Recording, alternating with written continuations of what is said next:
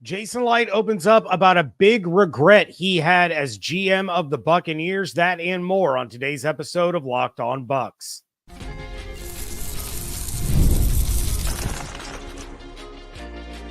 You are Locked On Buccaneers, your daily Tampa Bay Buccaneers podcast.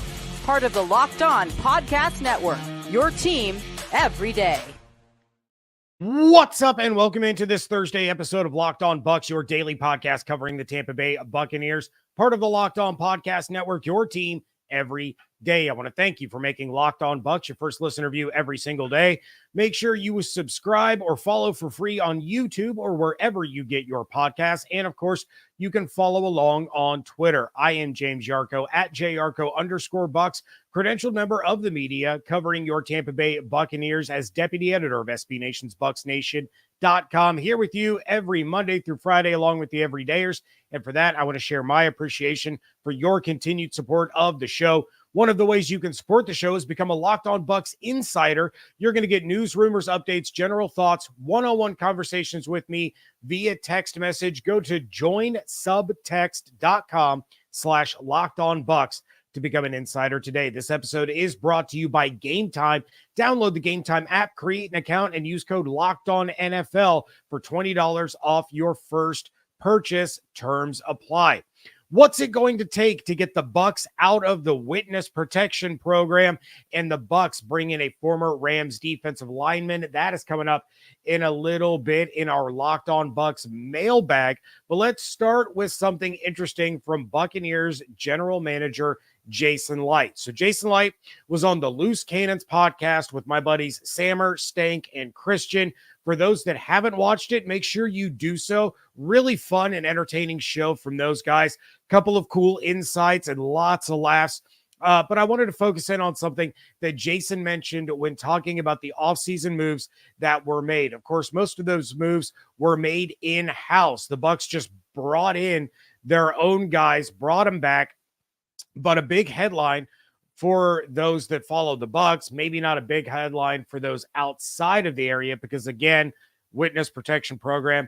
But that was the return of Jordan Whitehead. You saw when the signing happened how excited Whitehead was to be back in Tampa. Antoine talked about it in his press conference earlier in the week, and he's really excited to get back on the field with Whitehead. Todd Bowles, the other coaches, they were all pumped about the signing, as were the fans.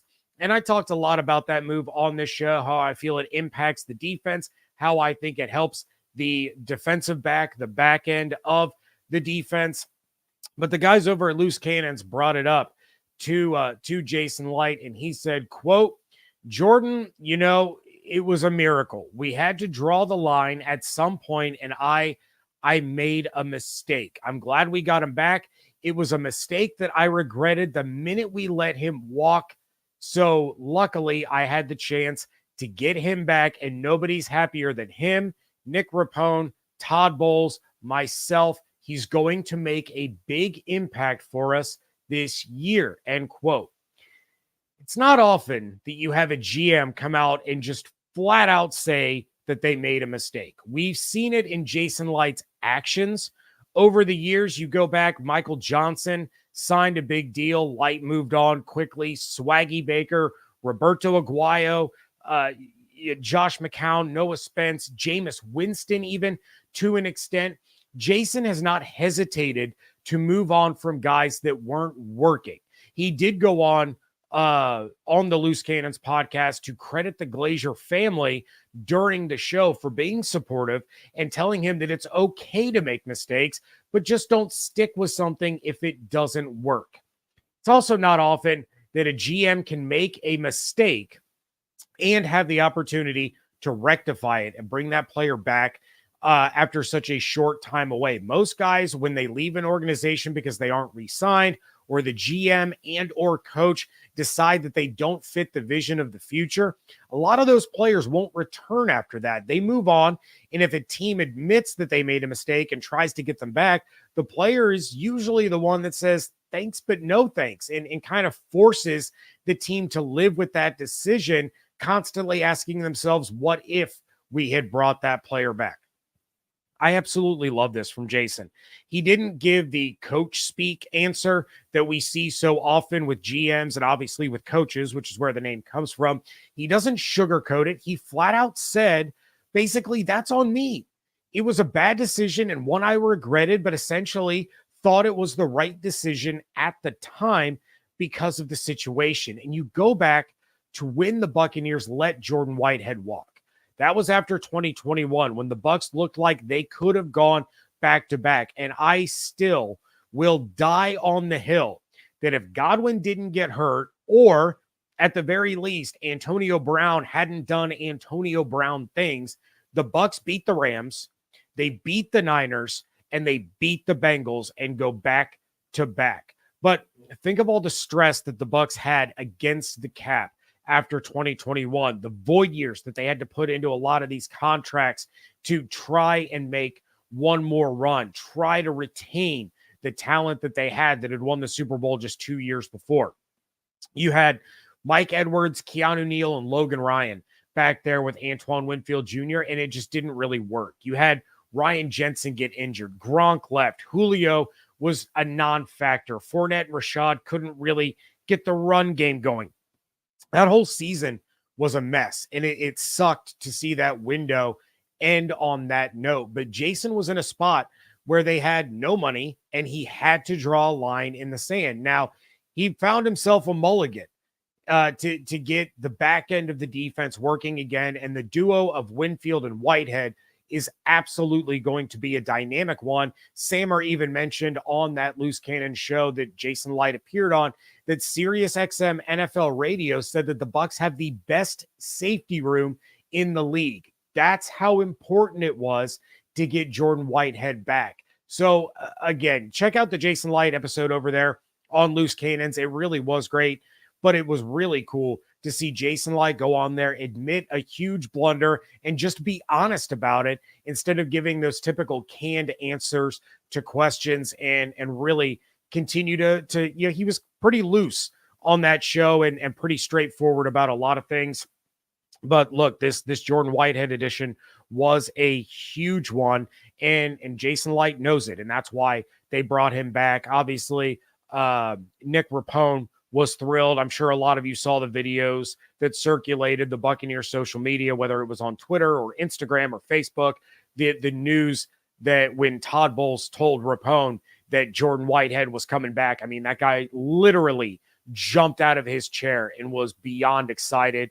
That's going to be huge for this Buccaneers defense. Absolutely. Going to jump into the chat real quick. I see Insider David is in there. Richard, Insider Scotty, Demon Hunter is in there. Rodzilla Tequila is in there. Let's see. Let's see. David says that Jason will be on Pewter Report today. I have not had Jason on the Locked On Bucs podcast yet. You would think David and I would have worked that out at some point. It's just not something that we've been able to do. I need to look into that, try to bring you guys Jason Licht on this show. Probably going to wait a while, though, because he's kind of making the rounds, and I don't want it to be the same as everybody else's. But we're going to see if we can get Jason on here. Richard in the chat, oh, no. He says, Loose Cannons taught me to eat my wings with blue cheese. Well, you have fun with that. One of the things that the Loose Cannons guys and I vehemently disagree about is the usage of blue cheese. I find blue cheese to be completely and utterly disgusting. And if I'm going to dip my wings in something, it would be ranch, but I actually prefer not to dip it in anything. So there is that, but no, I despise blue cheese, and no one will ever convince me otherwise. Narav in the chat, got to get a Twitter post of Jason holding some old school CVS receipts. He has his receipt folder. He mentioned that on Loose Cannons as well. So again, that was really a great show. Shout out to my guys over there, Sammer, Christian, and Stank. They do a great job. I was on their show not too long ago. Had a great time with them over there. Scotty J in the chat says, Ranch, you're dead to me. Well, that seems like a you problem. Again, I prefer not to dip it in anything, but I would dip wings in motor oil before I would dip them into blue cheese. What is it going to take for the Buccaneers to get the recognition that so many believe they deserve? That is coming up next on today's episode of Locked On Bucs, part of the Locked On Podcast Network, your team every day. As you get older, you inevitably begin thinking about your future, and diving into the world of investing can be daunting, especially when you've never done it before. That's why I rely on Yahoo Finance to help guide me as I enter a whole different world, and I'm constantly looking for tips and information that help me get the wheels in motion. For more than 25 years, Yahoo Finance has been the brand behind every great investor. Whether you're a seasoned investor or you're like me and are looking for that extra guidance, Yahoo Finance gives you all the tools and data you need in one place. They are the #1 finance destination, producing a holistic look at the financial news cycle, including breaking news, original editorial perspectives, analyst ratings, independent research, customizable charts, and so much more. With a community of over 90 million users each month, their real strength is helping you on your way to financial success. So get into the game with the confidence that anything you need, Yahoo Finance can help you. For comprehensive financial news and analysis, visit the brand behind every great investor, yahoofinance.com, the #1 financial destination. That's yahoofinance.com, yahoofinance.com. Thank you again for making Locked On Bucs your first listen review every single day. Everydayers, make sure you are coming back tomorrow. For those of you that forgot or weren't able to get your mailbag questions in, make sure you do so. I will answer some more on tomorrow's episode. You can send those in. If you are a Locked On Bucs insider, you can text them to me. If not, go ahead and send them in the DMs at Locked On Bucs on Twitter. In the meantime, are you watching Fox Sports or ESPN on your TV all day and have to turn down the volume with all that shouting?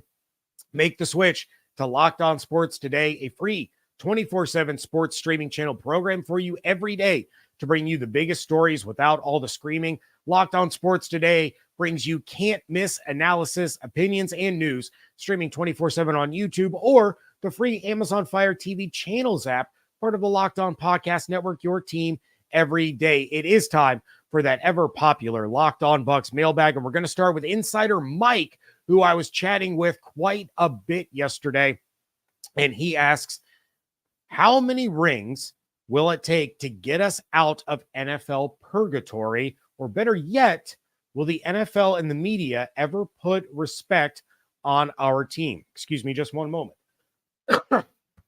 Oh, goodness. Okay, so I feel like, if nothing else, as Scotty J in the chat just learned with my hot take about motor oil over blue cheese, you guys know that when you turn on this show, whether it's on YouTube or Apple Podcasts or Google Podcasts or Spotify or wherever, I am going to be nothing but honest with you. My takes and opinions and everything that I say may not always be the most popular. I get a lot of heat sometimes for my opinions and my analysis, but I'm always honest. No pandering, no rose-colored glasses, none of that. So I'm going to be honest with you here. It's not going to happen. I hate to say it, and it's frustrating that it never seems to happen, but the Bucs are just not one of those teams that's ever going to get the credit, the adoration, or the respect that they deserve, or more importantly, that they've earned. And that's never been more clear than it was over the last 4 seasons. So let me take you on this little trip. The Bucs signed Tom Brady, and that's all anyone talked about was Tom Brady. Then they talked about Tom Brady and Gronk. Then they talked about Leonard Fournette. Then they talked about Antonio Brown. They still didn't talk about Levante or Mike or Chris or Vita. It was only Tom and the people he brought with him. And it was like that for 2 years. No one gave the Bucs a chance against the Chiefs in the Super Bowl. No one really gave them a chance against the Packers in Lambeau in the NFC Championship. In fact, very few outside of the Bucs spectrum gave them a chance in New Orleans in the divisional round against the Saints. Then the next year, they were dominating teams, but it was about Stafford and Kupp. It was about the Chiefs again. It was about the Bengals. The Bucs were again overlooked, and it was only about Tom, Gronk, AB and his drama, and Leonard Fournette. Then you had 2022. Bruce Arians steps down unexpectedly. Todd Bowles takes over. Brady disappears for 10 days in the middle of training camp. Ryan Jensen gets hurt. Godwin's recovering from injury. Julio is there, but he's not Julio anymore. Gronk is gone. But all it was Brady, Brady, Brady. Then last year, the narrative was what? The Bucs are going to suck. They're back to being the Yucks because Tom Brady is gone. He was the whole team. The sole reason for the success of the Tampa Bay Buccaneers was Tom Brady. It wasn't Jason Licht. It wasn't the coaching staff. It wasn't the Pro Bowlers, the All-Pros, the future Hall of Famers on the roster. Just Brady. Baker Mayfield was on his fourth team in 2 years, and he was going to be terrible. And then what happened? The Bucs flipped the narrative on its head. They went out there. They won the division again. They went to the playoffs again. They got to the divisional round for the third time in 4 years, but they were the afterthought in the postseason. In the wild card round, it was all about how the Eagles were going to flip the switch and figure it out and get a win in Ray J. Against Detroit, it was all about how great the Lions were and Dan Campbell and biting kneecaps, and the Bucs were going to get their doors blown off. For as amazing of a city as Tampa is, and for as passionate as the fans are for the Bucs and the Lightning, and honestly should be for the Rays, regardless of where that stadium is, the national media doesn't care because it doesn't garner national interest. Brady garnered national interest, whether it was out of love or out of hate. Brady generated interest. Patrick Mahomes right now generates interest, whether it's out of love or hate. The Cowboys garner national interest out of love or out of hate. New York turns the dial because it's New York. The Packers, the Niners, the Steelers, the Bears, they turn the dial because they're historic franchises. And that's all anyone cares about. Outside of Bucs fans, no one is looking for articles or watching features or listening to podcasts or watching shows on YouTube about Baker Mayfield, except maybe Browns fans who are the embodiment of that Wolverine meme. And you guys probably, if you've seen it, you know the one I'm talking about. But Wolverine's laying in the bed, staring at a picture frame, thinking about, better days behind him, and people superimpose new pictures. That's Browns fans. That frame has a picture of Baker Mayfield in it now because they realize how bad the team screwed up by trading for Deshaun Watson. At the end of the day, the NFL and the coverage around them have their bread and butter, and they have their flavors of the week. Right now, it's about the Texans and the Chargers and the Falcons. Those are the flavors of the week right now. The Jets, Giants, Cowboys, Eagles, Bears, Steelers, Packers, Niners, they're always going to get their love. They are the bread and butter. They're always going to get their attention. The Bucs will never be anything other than the flavor of the week because that's about as much as they can turn the dial. No matter how good they might be, no matter if they win Lombardi trophies or not, they're always going to be a flavor of the week because nationally, people just don't care. And it's unfortunate because the Bucs have had some absolutely incredible talent. They have arguably the best and most consistent general manager over the course of the last decade. But NFL Network, ESPN, sports talk radio, all these things, all they care about is who moves the needle. And outside of the Brady years and outside of occasional flashes here and there, the Bucs are just a flavor of the week. They are a story that'll last for a couple of days. Then they move on to the next flavor. Outside of those bread and butter teams, it's just not going to happen for them. Right now, the Chiefs are part of that bread and butter team, but they're a borderline dynasty right now. How long is it going to last? You have the Swifties getting involved, all this nonsense. It's just, I'm sorry, I have to adjust my camera. My OCD is kicking in. It's just one of those things that year in, year out, you have those core teams that I named that are always going to be the focal point of media and talk radio and the talk shows and all of that. Then you have teams like the Chiefs, or how the Patriots were when Tom Brady was there, or the Colts during the Manning years. Those kinds of teams, they'll pop up, and maybe they're a little bit more than a flavor of the week. They're more of a flavor of the year. But eventually that interest is going to go away. It's gone away from the Colts. It's gone away from the Patriots. It's going to go away from the Chiefs. Right now, the Bengals are hot. The Browns are talked about. That whole division really is talked about. But you take a look at the AFC South, it's the Texans. It's CJ Stroud, and it's all the young hotness. You got Stephon Diggs there now. You look at the NFC West, it's the Niners. The Rams are going to ebb and flow. Seattle, they were talked about for a long time. Now they're just there. So for the Bucs, it's just never really going to happen. Going to jump into the chat real quick. Narav in the chat says, keep winning and they won't have a choice but to talk about you. Yeah, 100%. That's absolutely true. And the Bucs had their moments during last season where they were being talked about. They got off to a red hot start. They were talked about. They went through a lull after the bye week. They weren't talked about. They got hot at the end of the year. They were talked about again. It's going to ebb and flow, but they're never going to be one of those teams, no matter how many future Hall of Famers they have, no matter if they're hosting a boat parade in February of 2025, that excitement is going to dwindle fast, and they're going to go right back to talking about the breads and the butters. Another mailbag question asking about the newest Buccaneer. That is coming up next on today's episode of Locked On Bucs. Game Time is an authorized ticket marketplace of the NBA, which makes getting playoff tickets even faster and easier. Prices on the Game Time app actually go down the closer it gets to tip-off. I'll be driving my son to Indianapolis this weekend to check out his beloved Boston Celtics take on the Indiana Pacers in the Eastern Conference Finals.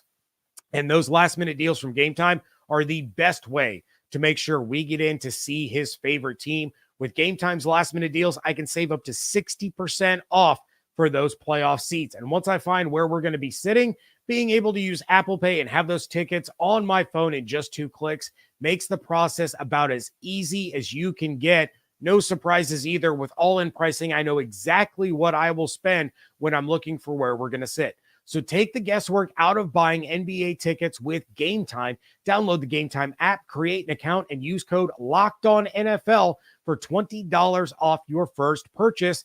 Terms apply. Again, create an account and redeem code LOCKEDONNFL, all one word, for $20 off. Download Game Time today. Last minute tickets, lowest price guaranteed.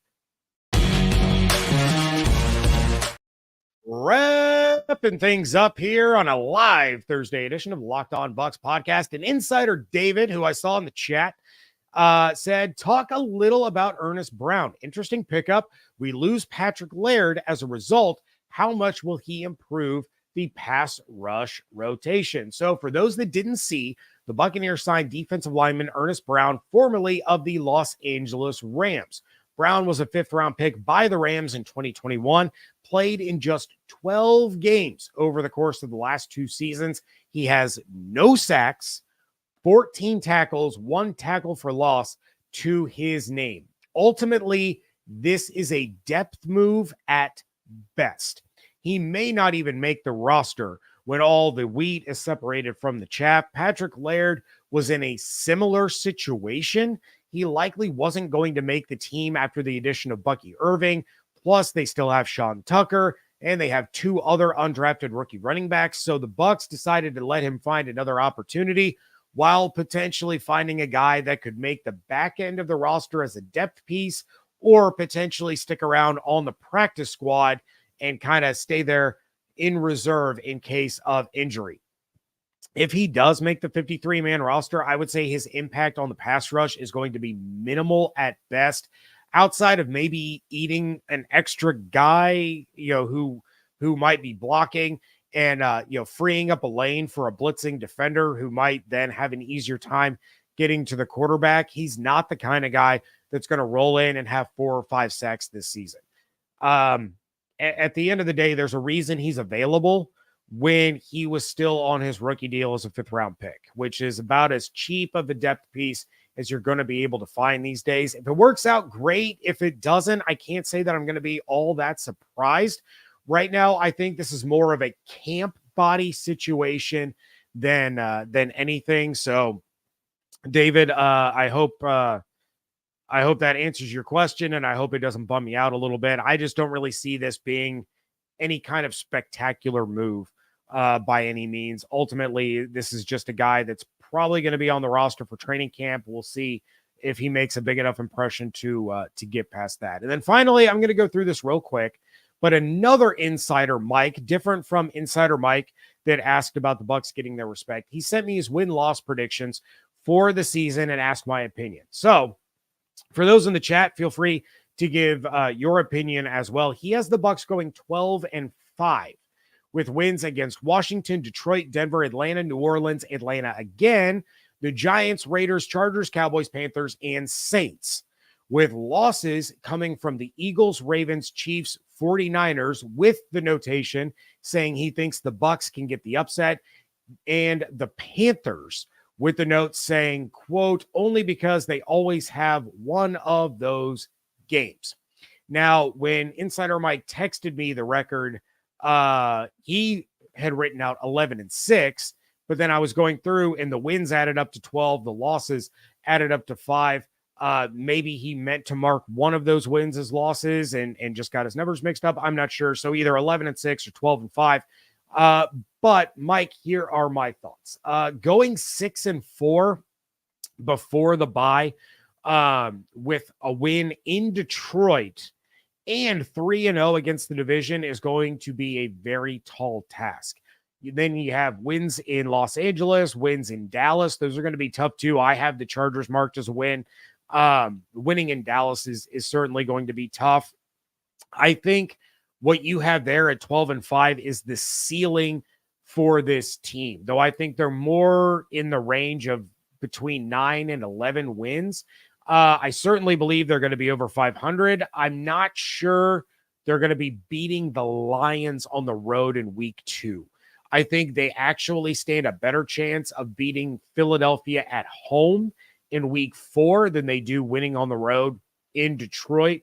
Detroit is just, it's so weird to talk about the Detroit Lions being a good football team and being so tough and being Super Bowl contenders, especially when I'm still not a huge fan of Jared Goff, but he continues to prove me wrong. So, I'll eat my crow on that one. Overall, I like your confidence, and you should be confident in this team. All of you watching, listening in the chat, you should be confident in this team because they are a darn good football team and should be the favorites in the NFC South this year. But as I said earlier, they just aren't the flavor of the week right now. It's all about the Falcons. But this is an impressive football team. And, Jason Licht has done a phenomenal job, as he always does, putting together this roster, bringing these guys back. Todd Bowles, I had my issues with Todd Bowles last season, and I'm sure plenty of you guys remember the rant that I went on about Todd Bowles after they lost to the Houston Texans. That was probably as frustrated as I have been about a Buccaneers loss since they blew that lead to the Cincinnati Bengals. I was real heated after that game. But, this is a really solid coaching staff. These guys love Liam Cohen as the offensive coordinator. That's something else that Jason Licht talked about on that Loose Cannon show, that Liam has a little bit of that Bruce Arians in him. And he will be as nice to you as anybody, but he'll also, light your butt on fire if you screw up or you're not doing what you're supposed to be doing. So, be confident in this team. And I see a couple of you in the chat. Somebody had said that 12-5. Jimbo Shrump said 12-5 is what we're going to be. I'm still thinking along the lines of 10-7. And of course, this is all dependent on injuries. If Baker goes down, if Mike goes down, if Antoine, Levante, Vita, if any of these guys miss extended time, Tristan, obviously this is all subject to change. This is on paper as a healthy team, a healthy roster. David in the chat says that blown lead was worse for us living in Cincinnati, James. Yeah, that was bad. That was very bad. A couple more. Richard in the chat. He's kind of in line with me. He says 10-7 or 11-6. Jimbo Shrump also says we've doubled down on franchise players that'd be a headline if they went anywhere else. And you know what? That's something else that I continue to contend. If any other team had signed any combination, let alone all of Baker Mayfield, Mike Evans, Levante David, Antoine Winfield Jr., Jordan Whitehead, they would be the crowned kings of the offseason. So for Jason Licht to not only get some of them, but get all of them, absolutely incredible, absolutely fantastic. And that is where I'm going to leave you all in this episode. Again, if you have any mailbag questions, please make sure insiders go ahead and text them to me. If you're not an insider, you can reach me on Twitter at Locked On Bucs. Just go ahead and send them into the DMs. Those are open. If you're on Facebook and you follow the Locked On Bucs Facebook page, I'm not super active over there, but you can send me a Facebook message over there to the Locked On Bucs page if you're not on Twitter. So you can use any of those to send in your mailbag questions. We'll talk more about that coming up on tomorrow's show. In the meantime, please check out everything going on over at BucsNation.com. Follow on Twitter at Locked On Bucs, at JYarcho_Bucs. If you want to just text me your mailbag questions, but you're not an insider, guess what? You can become one. Go to joinsubtext.com/LockedOnBucs to become an insider today. And please make sure you are subscribed on YouTube or wherever you get your podcast. Hope you all have an absolutely outstanding day. Stay safe, stay healthy, fire the cannons. I want to thank you so much for joining me right here on Locked On Bucs, part of the Locked On Podcast Network, your team every day.